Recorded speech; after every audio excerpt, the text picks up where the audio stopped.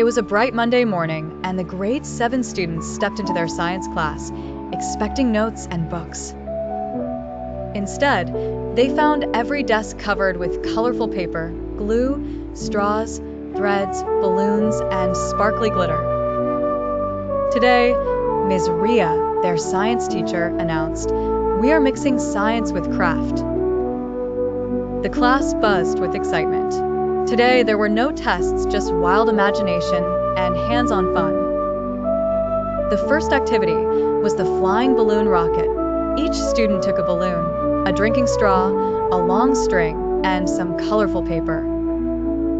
They cut out paper fins, decorated their balloons, and drew fiery rocket flames. Then, together, they tied the string from one wall to the other and threaded the straw through.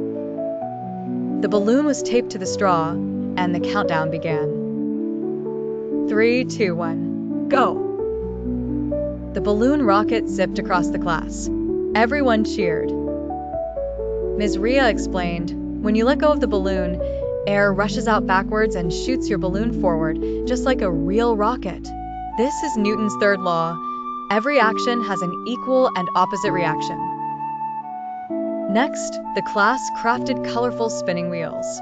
They drew rainbow sections on cardboard circles, glued the wheel to a skewer, and spun it fast. As it whirled, all the colors merged and looked white. "Is it magic?" asked Mira. "No, it's light science," grinned Ms. Ria. "Your eyes blur the colors together when they move quickly." Finally, students created mini solar ovens from shoeboxes, foil, and clear plastic. They decorated their ovens and placed chocolate and marshmallows inside.